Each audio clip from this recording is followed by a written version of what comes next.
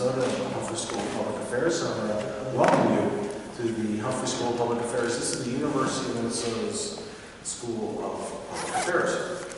What was that? Just in case you missed that. We've got a couple of programs coming up. We've got information in the back on it. I guess one of the things I highlight is on, if you're wondering what happens on Wednesday, very helpful, we've got a program at noon. We've got Ken Martin, the chair of the Minnesota Democratic DFL Party, and Senator Michelle Benson, who's been a real player on the Republican side, coming in to talk about the results. That should be quite interesting. I'm looking forward to that. Then also next week we have Tom Daschle coming in as part of a new series we started. It's called the Weber Lecture Series, and it features conversations with former Congressman Vin Weber and prominent policymakers in Washington.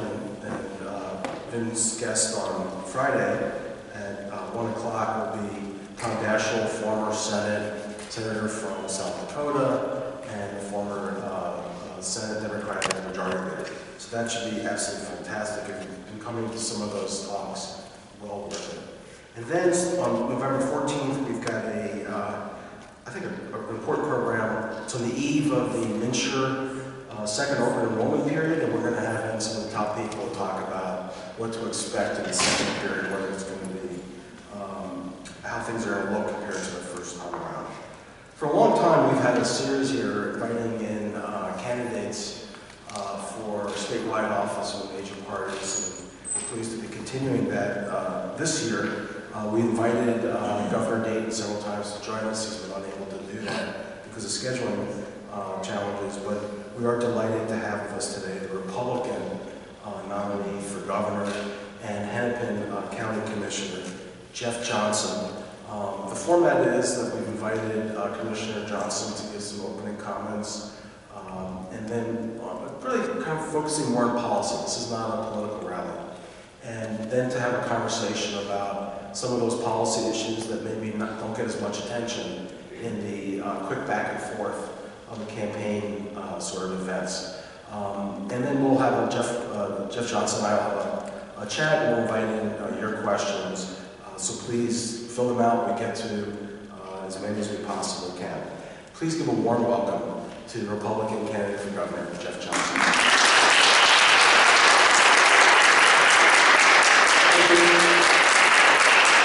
Well, thank you all for being here today. I appreciate it. I love the chance to be able to introduce myself to you and hopefully answer some of your questions. I'm just going to give you a quick background on me, and then I'd like to talk for a couple minutes about the three policy issues that I've been most focused on in the campaign, and then we'll sit down and talk a little more. Background, I was born and raised in Detroit Lakes, Minnesota, up in northwestern Minnesota. My wife, Sandy, is from Crookston, and we went to Concordia College up in Moorhead, Minnesota. So I'm a child of northwestern Minnesota. I went to law school at Georgetown, so moved away for 3 years, and Sandy, we weren't married at the time, went down to Chicago. We were engaged, had a long-distance relationship for 3 years between those two spots, and then after I graduated, I got my first law job at a firm, a big firm in Chicago, and spent a couple years there, and now we've been in Plymouth for almost 20 years. We've got two boys. Rolf is in 8th grade, and Thor is in 11th grade. He's a junior at Wayzata High School. They're both in the Wayzata public school system. I've actually spent most of my life in the private sector. I was an employee, a lawyer at a couple of big firms before I went in-house with Cargill and did labor negotiations and employment law matters for them. And then 14, 15 years ago, I left Cargill and started my own one-man shop that I've had ever since then, and I have provided, I don't practice law anymore, but I've provided HR and employment law and labor law sorts of advice to small employers mostly. And then also during that time, I have done the political thing. I served 6 years in the Minnesota House, representing Plymouth and points west of there. And now the last almost 6 years, I've been on the Hennepin County Board, and I represent western and northwestern Hennepin County.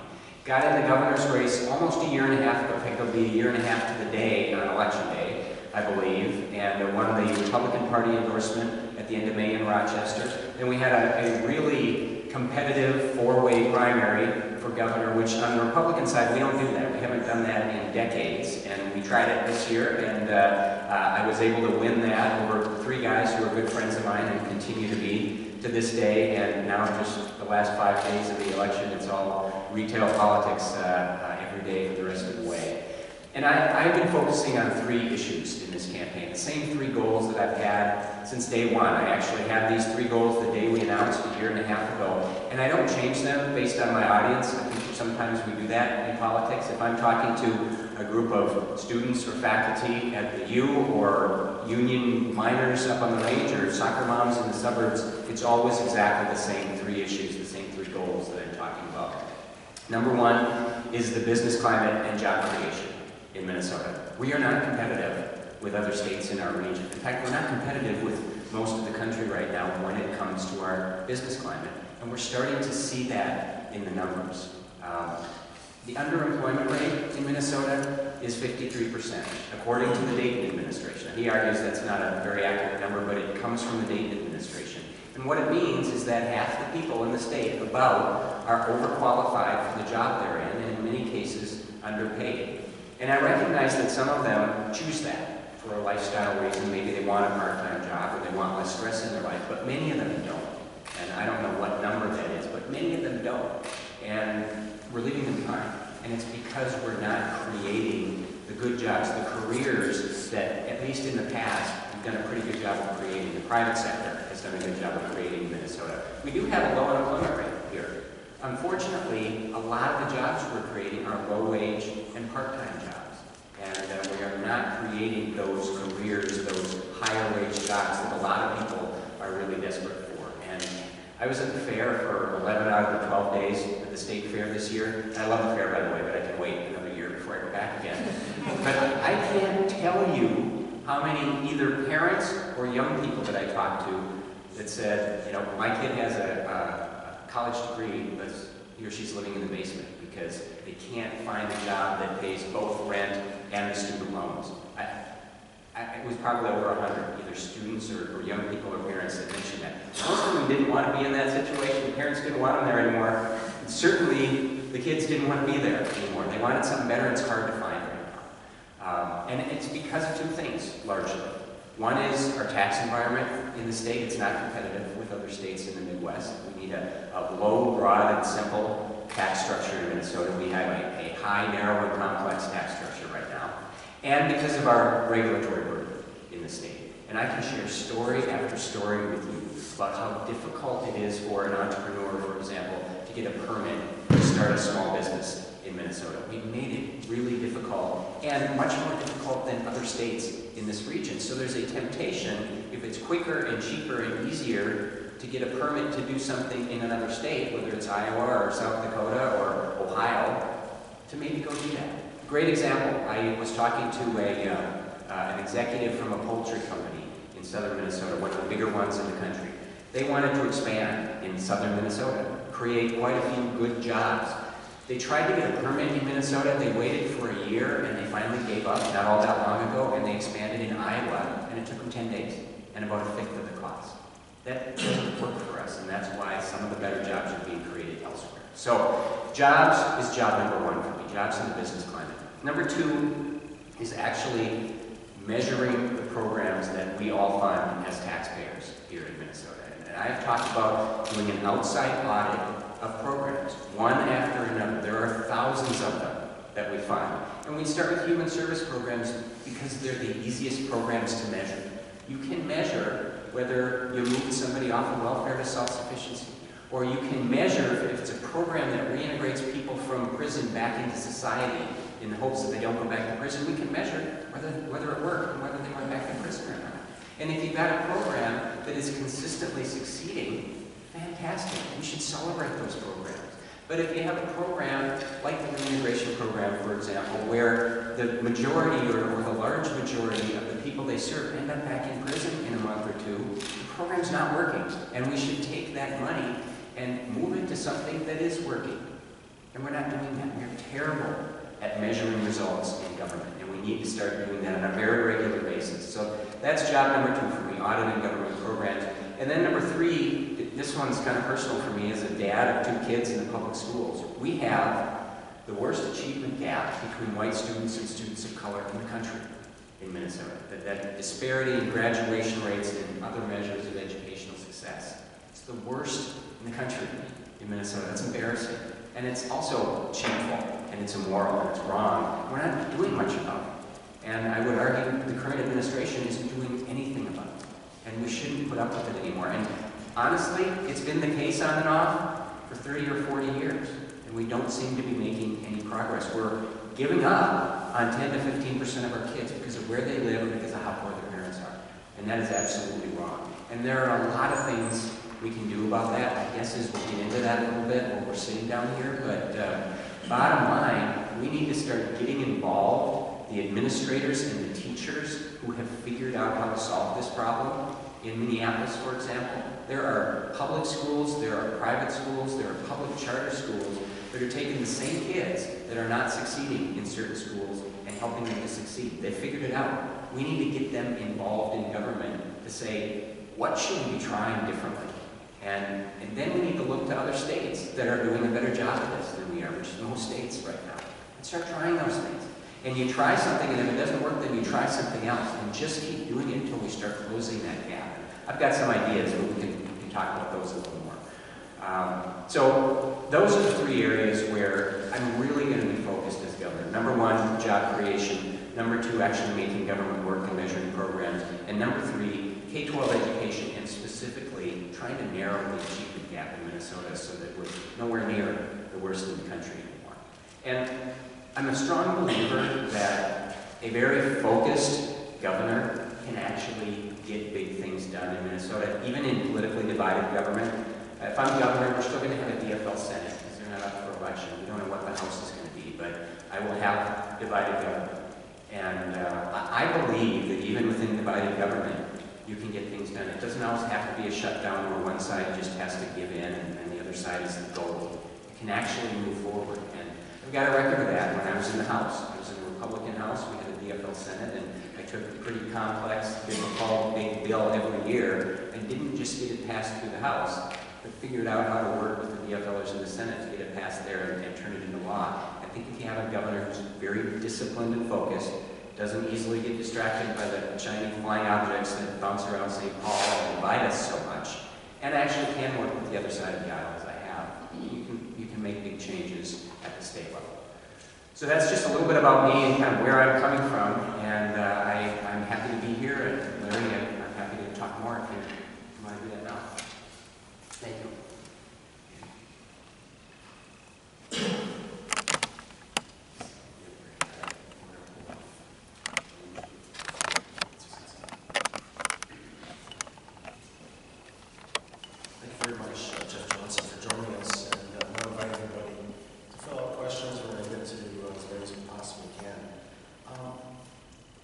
You've raised a number of, I think, interesting issues, and frankly, issues where I think there's actually bipartisan agreement on a lot of them. I mean, the idea of measuring progress, there's this kind of, as you know, government redesign group.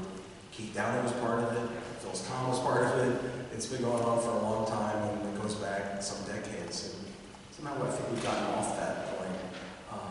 Mark Dayton and Tina Smith have talked about it, but I don't know how far they really got on that. So that certainly makes a lot of sense. And then, we get into this issue, and I guess it's just a philosophical divide to some extent on, is this going to be a high wage, high benefit, high tax state, or are we going to be looking to compete with the states that have lower wages, lower benefits, and lower taxes? Let me ask you about one state that's in some ways quite similar to Minnesota in its economy, which is Washington State. Washington State, as you know, has the highest minimum wage in the country, and has for some time, and it's inflation adjusted, which is the case now in Minnesota.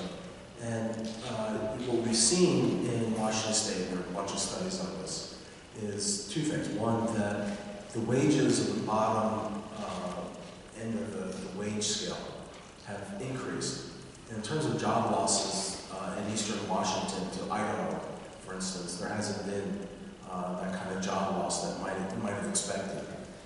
So what do you do with a situation like that where you say, okay, here's evidence, it's done by nonpartisan types, and it doesn't really seem to fit with some of your expectations? Well, I think if you look at Washington, I don't think they have an individual income tax there. So I think if you, or if they do, it's extremely low. I can't remember which it is, but I remember being surprised when I learned that not all that long ago. So I think you have to look at all of that and what creates their business climate. If they have a higher minimum wage, what's their regulatory environment like? What's their tax climate like? And so it's not one thing. I happen to believe that increasing the minimum wage, especially in a very high tax state and a very high regulatory state like Minnesota, is probably not going to help people that we plainly want to help, which are people up the low end of the scale, because you've got a lot of businesses, and I hear this over and over and over again from especially small business people. Most of them don't have big margins. Most of them are surviving on very small margins. So it's not like they can say, well, I'll just take 3% less this year. I think a lot of people think that. It's just not true of most businesses. And so if you are going to say they have to pay more at the entry level, usually means everybody else is going to get a bump up too, whether they want that or not, and whether the employer wants that or not. That difference is going to come from somewhere. It might come from increased costs to consumers for their product or for their service. It might come from not hiring the high school or college kid over the summer that they had thought about hiring but now just can't afford. To me, that's just kind of a common sense response. Now, we are in Minnesota. We have moved up, and we're going to bump up again. I think it's next year that we go up to the over $9. And while I wouldn't have thought that was a good idea, now that it's happened, I also don't see the point in seeking to push it back again, because I think one thing that businesses hate even more than a higher minimum wage is the uncertainty of a roller coaster of a minimum wage. And so we are where we're going to be, and I'm going to support that going forward. I don't like the automatic inflator that's built in, starting in 17, I think it is, where the minimum wage will automatically increase, I think at the rate of inflation, unless there's something that happens to stop it. I don't think that's good policy. I think if we're going to increase the minimum wage, the legislature should vote on it and the governor should sign it. Even though, because of gridlock in St. Paul, that hadn't happened for years, and so we ended up with $6.15 an hour, which is one of the lowest in the country. Well, yes, but elections have consequences, and people elect people based upon what they think is good policy.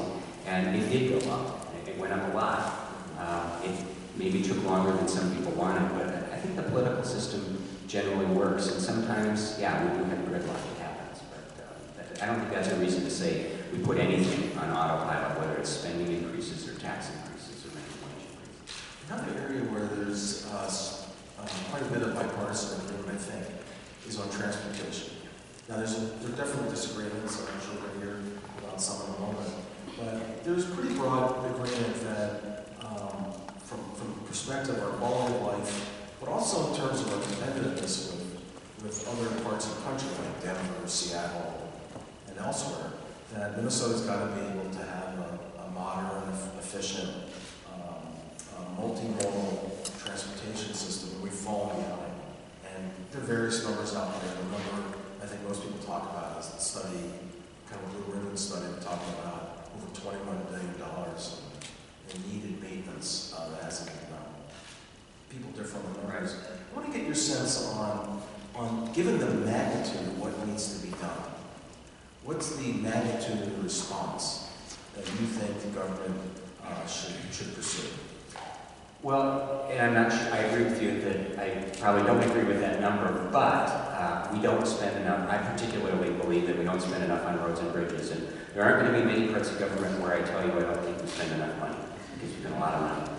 But on roads particularly, I think we have fallen behind, and that's not necessarily a partisan thing, because it's been the case for a while. It's gotten much worse in the last couple of years, and part of the reason for that, not all of the reason, but part of the reason for that is that we've chosen to prioritize everything other than roads and bridges when it comes to transportation. I see this on the Hampton County Board every day, where light rail is a religion. And I'm not an anti-train guy. I rode a train every day when I lived in Chicago and when I lived in, most days when I lived in Washington, D.C. And I think that there are places where it probably makes sense. But I'm a cost-benefit analysis guy. And so when somebody is talking about a light rail line, show me the cost-benefit analysis. Show me how much it costs to build and subsidize every year, and what it's going to do for people's mobility. Is it going to relieve congestion, for example, on the highway, so that people who still choose to drive can get there more easily or faster than they are before? And with the light rail lines that we've been talking about so far, I have never gotten that cost-benefit analysis. So number one, let's put the focus first on roads and bridges all over the state of Minnesota, because that affects all of us. And then when we need other forms of transportation, and we do very much in Twin Cities and in certain population centers around the state, then let's look at what makes the most sense. What is most cost effective for the taxpayers? And I have always been a big supporter, even in dollars, of a really beefed up bus system, including bus rapid transit, because it is so much more cost effective than a train is, and you can move the route on a weekly basis. If people are in different spots, once you build that train line, it is there forever, and you can't move it anymore. And of course, the costs don't even compare, whether it's the subsidies or the original capital costs. So yes, buses are really important. Maybe there is a train at some point that makes some sense from a cost-benefit analysis. I'm still waiting for that one. And it means that we have to spend more. So prioritize first. And then number two, I'm not a believer in a gas tax increase. The governor has talked about a wholesale sales tax increase, which is, it'll be passed on to the pump, and it would increase gas prices very considerably. I happen to believe that after the biggest tax increase in state history last year, if we're saying we don't have enough money to keep up with our roads to fill the potholes, I think it means we're not trying very hard. And I don't think we need that gas tax increase. I would, however, be willing to pump in more money to roads and bridges through bonding, through borrowing. And we saw last year, or was this year actually, they passed a bonding bill of about $900 million and then another couple $100 million in spending that really was bonding. So it was over $1 billion. And they devoted very, very little, very small percentage of that to roads and bridges. I don't think anything better fits the definition of what is supposed to be in a bonding bill than roads. And that definition is projects of either regional or statewide significance that are long-term. Our Minnesota highway system fits that to a T, probably better than a lot of things that are actually in the bonding bill. So I can see us beefing up the bonding bill from a transportation perspective very considerably. It might mean we got to make tough choices and push a few other things out, but I think that is the new source of funds that we need. So there are a variety of, there's several different studies that talk about so-called return on investment. And the Met Council has talked about the return on investment in light rail. And then you've got the Minnesota Transportation Finance Advisory Committee in 2012 that talked about $2.50 return for every dollar invested in multimodal transportation. That is, the bridges, the roads you're talking about, along with transit and other forms. Do you accept those numbers, or because it sounds like they haven't really registered with you? For you, there's something unsatisfying with them? I have looked at both of those, and I think the broader study that says there's a return on investment in transportation infrastructure investment is absolutely correct. I haven't seen yet, including that Met Council study, anything that convinces me so far with the lines that we have planned for light rail that there is a positive return on investment. And I'm looking fairly specifically at mobility and congestion and helping people to get to where they want. Now, they measure, I can't remember how many different things they measured, but they made a claim that it was good for the environment, and that was part of the measurement. And I do question whether it really is when you look at all the pollution that's caused by actually building the thing in the first place. And they talked about economic development and the changes that makes and the jobs that it might create with people who drive the train. And I think what we ought to be looking at if we're talking about spending billions in transportation dollars is what benefit does it give us from a transportation perspective? Does it help people get to where they want to go? And I have yet to see a cost-benefit analysis there that is reasonable. We've got a number of questions here from our friends here in the audience. So I'm going to kind of sort them into a conversation. And this one fits perfectly. If elected governor, do you see the role of the Met Council changing? How would you be willing to re-examine and and perhaps change how Met Council officials are appointed and selected? Yes. I deal with the Met Council frequently as a Hennepin County Commissioner. They're separate organizations, but there are a lot of things that are done together. And I happen to believe that the Met Council is so far outside of what they were intended to be that we need a rather serious correction. Would you eliminate the Met Councils? Yes, well, I think we need a regional authority to deal with sewer and water, to deal with the integrated bus system. Rather than changing the Met Council, I think the best way to do it would be to eliminate the Met Council and start over. But that's probably not going to happen. It's certainly not going to happen in the next 2 years. And so I think realistically for me, let's look at the Met Council and figure out how to make it work better and how to keep it within the parameters that it was intended. Because I think having a regional authority to do those things makes sense. I think that's a good thing. Frankly, I think that's a conservative principle, that we don't have a bunch of different counties all doing the same thing and overlapping.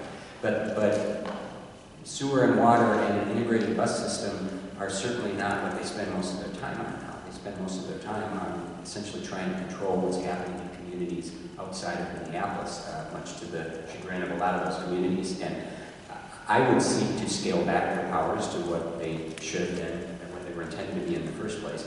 And I would also take away their taxing authority unless they're elected. That's just a philosophical problem I have. Unelected people should not have the power to levy taxes on everyone else, because there's no consequence for that. You can't do anything about it if you feel as a taxpayer that you're being overtaxed or they're wasting your money. There's nothing you can do about it if they're not elected. And there are several ways of doing that. You could elect them directly. I'm not a big fan of that, because most people just wouldn't have the information they need to make a great decision. But that's an option. I think a better option is to populate the Met Council with elected officials, with city council members, maybe with county commissioners, people who have to go back to the voters every 2 or 4 years and have to speak to the decisions they made about taxes. That's a pretty sharp change. I mean, if you go back to the Plenty administration, Peter Bell was, his chair, and Mr. Bell was pretty aggressive in trying to, let's say, work within to change direction. It sounds like you've kind of given up on the idea of work within, and it's just time to maybe take an action to the Met Council and say, look, this thing is just overreached, and it needs to be, I mean, as you said, terminated, but short of that, it needs to be radically pruned back. Well, I think we need to start over. I think that's ideal. Because again, I would say that I think having that regional authority makes sense. So my preference would be to start over, but that's not going to happen in the next 2 years. So I will appoint members. The governor has the authority to appoint all the members of the Met Council. And I'll appoint members of the Met Council who understand, or at least agree with me on what their proper role is. And then I'll work legislatively with the House and Senate to see if we can change it so that they don't have that taxing power anymore. I don't know if I'll be successful in that, but I'll certainly give it a try. Another question from the audience. I would vote for you, except for a premonition that you will extend the sales tax to clothing. Poor people can't wait for tax filing to receive a sales tax refund. Well, I don't know if the premonition is right, whoever had it. But I've always been honest with people that we need tax reform in this state. Not let's tweak this and tweak that, because we're not competitive. And so I have laid open that I'll look at almost, not anything, but almost anything. And that would include taking a look at the sales tax. I have no interest in waging a fight that I lose, though, when it comes to tax reform. So unless I'm able to pull in, I hate the word stakeholders, but I'm going to use it. Unless I'm able to pull in all the stakeholders, which would include retailers, we have a huge problem with a clothing tax increase. We probably wouldn't move forward with that. But I also don't think I'm going to go into this saying, well, here are the 2 little changes we're going to make. We're just going to block off the new top tier and call it good, because that's not good. That's not going to solve our problem. And I think we have to be willing to look at everything. And that means the sales tax, it means the corporate tax. We have a rather high corporate tax in Minnesota, and there are consequences to that. It means the income tax, especially with the new tier that is passing through to a lot of small businesses now and hurting them. And it means the property tax. And there was a bipartisan commission that was put together 2 years ago to look at property tax changes. And they came up with a lot of good ideas, not every one of which I agreed with, but it's sitting on a shelf somewhere. In fact, we might have trouble finding it, because once they opened it, as we always do with tax study groups, we stick them up on the shelf, and the same thing happened in the Valenti administration with the Beckett change. I think those are starting points. Let's start the discussion there, because they are full of good ideas about real reform. And, I'm open to talking about changes to the sales tax thing. It doesn't mean we're going to end up going there. I'd be a little surprised, but I'm open to talking about it. It's interesting, and I have to say, admirable that you'd be willing to even raise the sales tax idea. You can hear from this questioner. It may be hurting you with some conservative voters or conservative-leaning voters. And particularly after the Dayton experience, which you could criticize it, it should have included the business to business, it should have been more consultation. I've got to tell you, there were, all the obvious people going in to talk to the administration, and I don't think it was from lack of conversation with so-called stakeholders. The problem with doing any tax reform, as you know well, is that people are loss averse, and they're much more concerned about get the new pain from a tax change than they are from the gain. And so when you say, hey, we're going to lower the rates, that's the sugar here. And the cost is we're just going to broaden the base of it to clothing or haircuts or repair shops, whatever it is. Then all the people who have just gotten a new present of being included in the tax are the ones you hear from. How do you wrestle with that problem? It's about leadership, and I think that is a fundamental difference between Governor Dayton and me. Is he's rather disengaged, and I think we saw it with respect to the tax policy, the tax changes that he put out. I didn't agree with big chunks of it. There was some reform in there. There was a little bit of reform. Some of that reform I wouldn't have taken up myself. But he put something out that actually changed the tax code in a big way. And it was after essentially spending 2 years telling Minnesota, we are going to reform Minnesota's tax code. Prepare, get ready for this. It's going to be a big deal. And what he put out was mostly a big tax increase, but it had some changes, and he got the hell beat out of it for it. And very quickly, he just backed off and said, okay, we're not doing any reform at all. We're just gonna have a tax increase, and this is what you get for beating me up like that. I don't think, first of all, you should go into that expecting to be beat up. Anybody would have expected to be beat up, and I think I would have laid the groundwork a little bit better before proposing that, so that wouldn't have happened, because there's no way you could have even gotten that through the legislature if you wanted to, because everybody else was getting beat up too. Part of it for good reason, the business-to-business taxes were just horrible policy. But I think you should go into something that big, knowing fully what's coming at you and having prepared people better so that you got a shot at succeeding. And if there are parts of it that you can't get through, then change the bill to still get something significant done, rather than saying, "Oh, I give up. We're just going to increase taxes and we're not going to have any reform at all." I think that shows a lack of leadership, and I think that's how you get past it. We'll never get past though what you said, that some people are going to fight any change. You see that whether you're talking about school mandate relief or anything else, everything's in there because someone or some interest got it there, and they're going to fight to the death. And I take it the philosophy, or could you explain to me the philosophy of why tax reform makes sense, apart from the politics, apart from the philosophy? And I guess partly I'm thinking here of the sort of arguments that you heard, particularly, you heard from the business community, but you also heard it in the Senate among Democrats and Republicans, who just said the economy's changed. Where the production is coming from is now more on the kind of service side and the sales side. We've got to adapt our tax structure so it's more efficient, but also reflects the change in the economy. Is that the fundamental reason for looking at tax reform? I think there are two reasons. Number one is that, we have a tax system here that is decades old and doesn't really match what is happening in our economy, and certainly doesn't match what will be happening in our economy going forward. But there's a second piece to it that's not political either, and it's about simply trying to be competitive with other states. Because, again, you'll hear from the governor that over the next 5 days, over and over again, that we have a low unemployment rate in Minnesota, but we're not necessarily creating those jobs. The private sector is not necessarily creating those jobs that people are looking for, that people are desperate for in parts of the state. And part of that is we have a tax structure that just doesn't compete with other states in the Midwest. And you mentioned, Larry, that we have a history of being a higher tax, high service state. I don't think that's going to change. I don't think we're going to become Mississippi. The voters aren't going to allow that. If people choose to live here because we are not because we're a high tax state, but because we're a high service state, and we pride ourselves on our K-12 education issue and review of them, other than a solid safety net.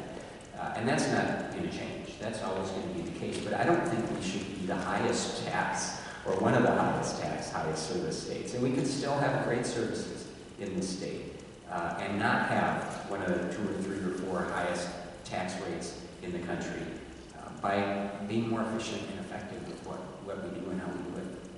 You mentioned the corporate tax reform, and you know there's a kind of well-known reality among policy wonks that's missed, I think, in the broader public, which is we have nationally a fairly high kind of official rate, but then there are all sorts of tax breaks that are broken in. And why does that matter? Well, if you're trying to recruit a business to Minnesota, there's kind of sticker shock on the corporate side. So are you basically talking about this kind of common sense reform and bringing the actual corporate tax rate down to what is the effective corporate tax rate? Yeah, I think that makes sense, and I think it makes sense to have a lower tax rate and fewer loopholes, breaks, exceptions, whatever you want, exemptions, whatever you want to call them, so that it's just more transparent and people can see it. And I do hear that a lot when I talk to businesses.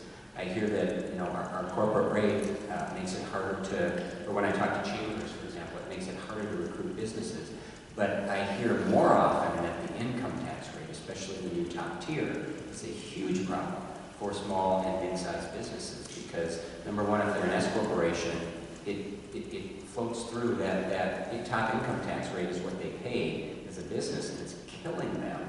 And also, if they hire executives, they simply have to gross up their salaries based on how much higher our tax rate is than other states that might be recruiting them. So it's a bottom line issue for them that probably gets passed on to consumers. We've got a number of questions here about the achievement gap issue. I'm just going to raise them. I appreciate your focus on decreasing the achievement gap and using successful schools as models. There are questions, however, regarding how well state assessments are an accurate indicator of student learning. What indicators will you use to assess school success other than the MCA 3 results? I'll be honest with you, I don't have any specific proposal on how to better measure student success, but I have to believe there are better ways because that's what I hear from teachers every day. And teachers know this better than most of us in this room. And they say, tests are useful.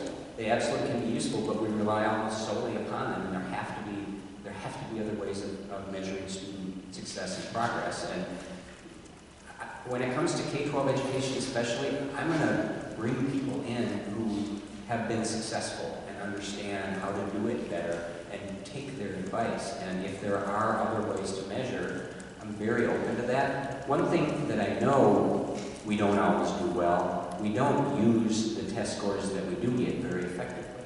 We could do a much better job of that. We could do a much better job of following kids with those test scores over a period of years rather than just saying, here's a snapshot of how a school is doing. It's succeeding or failing. Let's use some of that information for our kids and for the parents of those kids and for the teachers of those kids to track whether they are improving every year. And also with teachers, if we're going to use test scores as one of the measurements for teacher success, it shouldn't be just, here's your class and here's how they scored. That's not fair at all because every teacher's taking a kid as that kid comes to him or her. But rather, let's look at how kids are doing at the beginning of the year and see if they improved. Because a lot of that is going to be due to the teacher. And if they did get better, even if they're not doing well at all at the end of the year, if they're doing better than they were at the beginning, I think that's a better way of measuring it. So I entirely agree there are probably multiple ways that we can measure how a school is doing, how a teacher's doing, and how a kid is doing, and I'm all ears on that. Minnesota, of course, has been one of the most pioneering states on K-12 education reform. Vouchers, school choice, a lot of these ideas started in Minnesota. And I think there's still interest in that, though I think we probably lost our with some of our momentum in the past, and I would agree with you on that. There's also a sense, though, that some of the efforts that we've tried in the past, like charter schools, some schools are successful, some are not successful, and there's some real problems that develop, whether it's financial mismanagement or just theft or just administrative problems where kids are left hanging partway through the school year. How would you manage in encouraging kind of the look outside of the normal public school system for new models? How would you manage some of the problems that have developed? Well, let me first comment on what you brought up earlier, which is that Minnesota has a history of being a model in the United States for K-12 education, especially for innovation. 30 years ago, almost every other state looked to Minnesota as the place that was doing things differently, trying new things. We were the first state with a public charter school law. We were the first state with universal public open enrollment. And I can give you other examples. Both of those were bipartisan bills with, I think, a Republican governor and DFL authors. So we have a proud history. We are not there anymore. We still have a better K-12 education system than most states. But we're no longer seen as a model of innovation and trying new things. I don't think we've tried anything significantly new in 20 years. And that's too bad, because we always have to be moving forward, or other states are going to overtake us. We can always get better. Charter schools is one of those things that I think we've done pretty well, but there are horror stories. There are some charter schools that have been terribly mismanaged. Usually the stories you read about charter schools that aren't working have to do with the adults who are mismanaging them. And, maybe what we need are better ways to measure who is managing those schools, or I don't know whether I have any specific answers to that, but that is generally the problem. It's not the concept of a public charter school and creating a different school that doesn't have all of the rules, the same rules that every other public school has. That innovation has largely been great for kids if we can avoid sometimes the adults in the system being incompetent or really bad at what they do. So maybe it's just a better job of vetting before we actually get there, and I'd be open to that. But I'm going to be an advocate, aggressive advocate for more options for parents, including charter schools. And also someone who's keen to where these things don't work. Absolutely.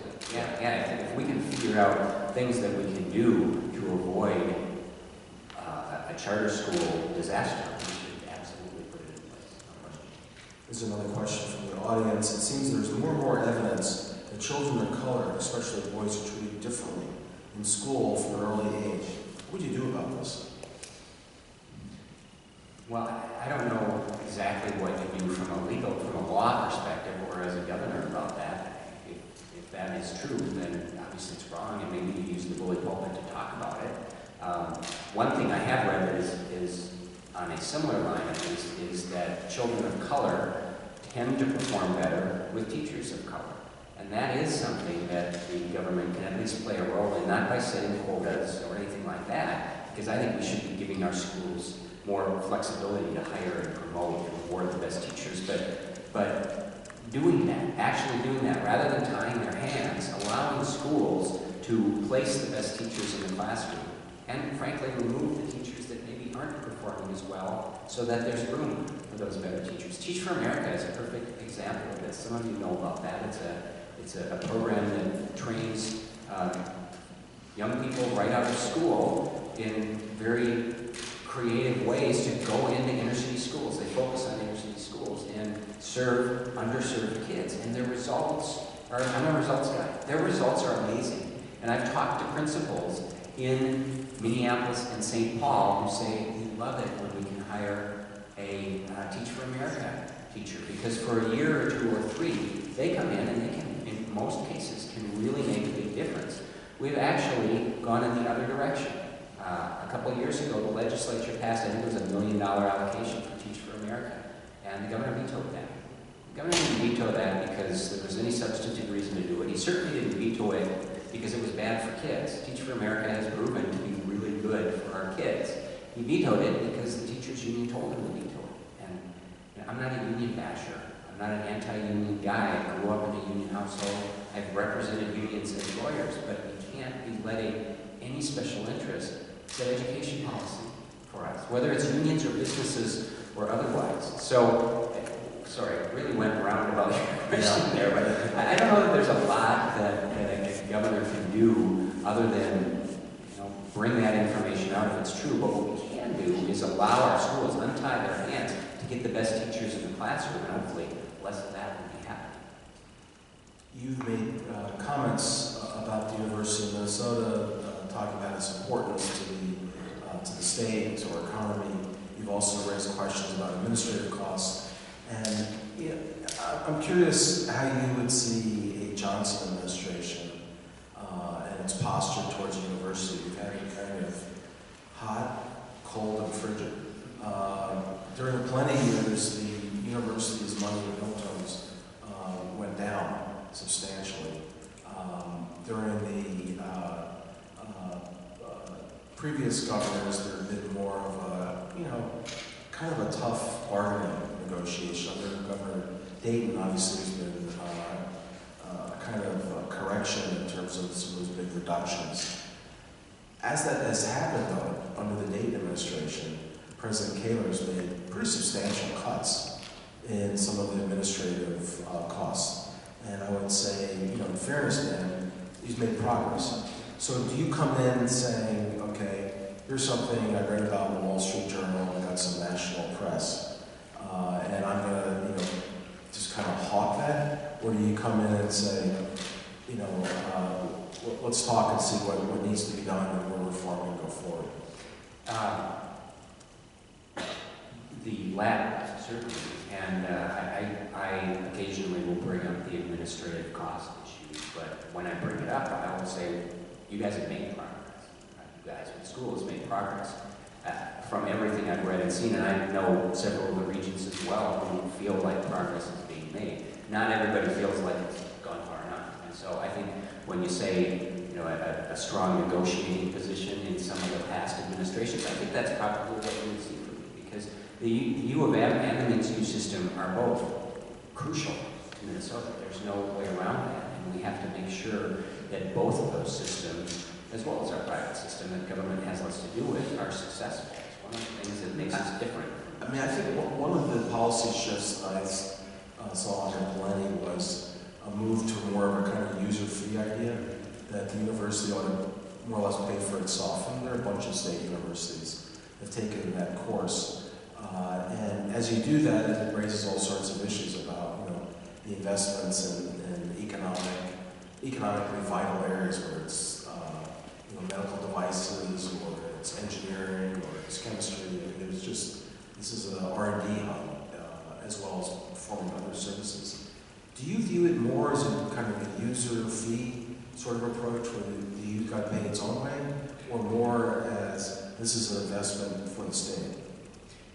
It's an investment for the state, without question. And I think if you're increasing user fees, sometimes that makes sense, especially if it's actually in correlation with what the benefit is. But it also isn't all that different from increasing tuition for the students that have to pay the user fee. So I'm not sure that that's necessarily the answer to a money problem. Maybe that's something that you look at. But for me, it comes down to a willingness, and hopefully that's there right now for you, but a willingness to be really honest and serious about the budget and be willing to be very innovative and creative with how we move forward, especially when it comes to the rising cost of tuition. That's a huge problem for a lot of students. I don't know if it is for most of the people here, but my son Thor took his first college tour last week, and we're touring the U next week after the election's over, and a few other places. This is really personal to me because I'm starting to look at the cost, and it's crazy. And we've got to figure out, we've got to look at the bigger picture about how to start managing that cost curve. It's not about a 1 or 2 year tuition freeze. That'll help a few people, but it doesn't do anything in the long run. And I see a partnership there with MNSU and U of M leaderships and the governor and the administration and legislature to say, let's talk through how we can start addressing that and not killing students. We've got a couple questions here about your proposal on independent audits. How would such research audits be funded? Through the general fund taxpayer dollars, and it would probably cost a few $1 million. We haven't set it out for a bid yet because we're not government yet, but certainly we use a bidding process, and there are a lot of different options across the country that do this, and they do it really well. Are you thinking of the operation in the university in Washington State? They've got a fairly famous kind of independent research. That would be one option, and there are others too that we could follow. But so there'd be a cost to it. There's no question about it. But what I believe we would save in the long run wouldn't even compare to the cost in the end. And just as importantly, it's not just about saving money, but it's about figuring out which programs are actually working, which programs are actually changing people's lives in the way that we say we want to change their lives. We just don't measure those things now. It drives me crazy. And there are some unbelievably effective government programs out there that are helping people. And then there are others that aren't doing anything. And so why is it that you're proposing this when Minnesota has one of the most, I think, widely respected legislative auditors? Because that's not his job. I mean, Jim Nobles is the legislative auditor, and Jim Nobles' job is to, at the direction of the legislature. I was on the Legislative Audit Commission when I was in the House. We choose 8, 10, 12 projects each year and say, this is what you audit. And so he goes out and does it, and he does a tremendous job of it. But generally, his job is not to measure the effectiveness of the program. Every once in a while, that will be part of it, but his job is much bigger. He's sometimes looking at fraud or waste. He's doing a multi-pronged audit of MNsure right now to look at a lot of different things. This would be an audit very specific on every little program, saying if this program is intended to help someone find a job and keep a job, let's follow the recipients of this and figure out whether they got a job and kept the job or not. And that, I mean, the legislative auditor would have to increase its size dramatically and stop doing all the things that the legislature is asking it to do now if we wanted him to play that. It doesn't fit with his job. I gotta say, for a small government guy, having something larger or encompassing than the legislative auditor out there, kind of studying what the government is doing and how well, it sounds like big government. Yeah, well, it is. The purpose of it, though, is to help us make government more effective and efficient. And if it means that we can't do that internally, and we obviously can't because we're not, we haven't been, whether it's a DFL or a Republican government, which they're terrible at it. The purpose of this is to figure out what's working and what isn't, and that goes to smaller government, probably more importantly, more effective and efficient government. If you go back a couple decades ago, we did have a strategic planning element in the executive branch, and that got kind of thrashed out, I guess, over time. And one of the criticisms of that strategic planning is the studies would be done, but when it really came time for the legislative process and the budget process, the results weren't really brought home to bear. And so you had findings, but how those findings mattered and whether something was funded or not was inconsistent. And there's not a lot of control you have over that. If we're auditing programs and we're finding that these 12 programs work and these 12 programs don't, it's still the legislature that's going to decide what to fund and the governor working with them to decide what the final budget looks like. So it's input, but it's not, obviously this audit organization or this auditor will not have any authority to decide what's funded or not. But it certainly would be helpful information for us to have, and I will rely on it heavily in putting together my budgets. Let me ask you a broad question. Here you are in the last few days of the campaign, working day and night, and it's tightening up, and you're coming down a group of voters who are not necessarily Democrat or Republican. Those folks made up their mind months ago. You're coming down to people who kind of check in at the last minute. And some of those folks are pretty pragmatic. They're not partisan, they're not political. What do you say to voters who are seeing the unemployment rate come down? I realize you're dissatisfied with that number, but it's certainly 4.3%. It's a decent number. And the economy in the state is the fifth fastest growing in the country. You've got a budget that's being projected to be in surplus again. The school shifts that had been on in past years are now being repaid. There's a budget reserve that's now being built up. And people look at that and say, okay, I'm not happy with everything that's going on, but at least I know what's going on. Whereas if you change horses, then you run the risk. And the risk is to come back to some of the drama of the plenty years and years where Republicans were in control of the legislature under Dayton's first 2 years of office, where you had government shutdowns and you had the litany of other problems. How do you kind of provide some sense to those voters that they shouldn't feel worried? Well, a couple things. I'll give you the short message in a second, but when you talk about the drama of past years, we had the biggest drama we had with Dayton's governor, the longest shutdown in state history. So to suggest that he is somehow able to work with the other side, it's simply not true. He's been able to get things done with an all-DFL government, but he couldn't work at all with Republicans, and he won't be able to if the House turns Republican, which looks fairly likely to happen. And so we'll definitely have that drama back if that happens if he's governor. But what I tell people is we can do so much better than what we're doing. And what we need is we need an engaged governor. I don't think we have an engaged governor right now who is focused on a few important things that we can't seem to fix in this state right now. One of them is the growth of good-paying jobs, not low-paying jobs. The other one is K-12 education reform, and particularly finally addressing the achievement gap, which we just haven't been either interested in or able to do for the past 3 decades. And number 3, making government work better for people. It's a pretty straightforward and focused message. And I think that people do recognize that the unemployment rate is low, but as I talk to people, they don't feel comfortable at all with where they are from a job standpoint or where their kids are from a job standpoint. I want to thank you, Jeff Johnson, for taking time off busy campaign day to come visit with us. And I think everyone can see that you have strong views, but there's a kind of a reasonableness and a mild-manneredness that people welcome in politics. So thank you very much for coming by. We appreciate it. Yeah, thank you all.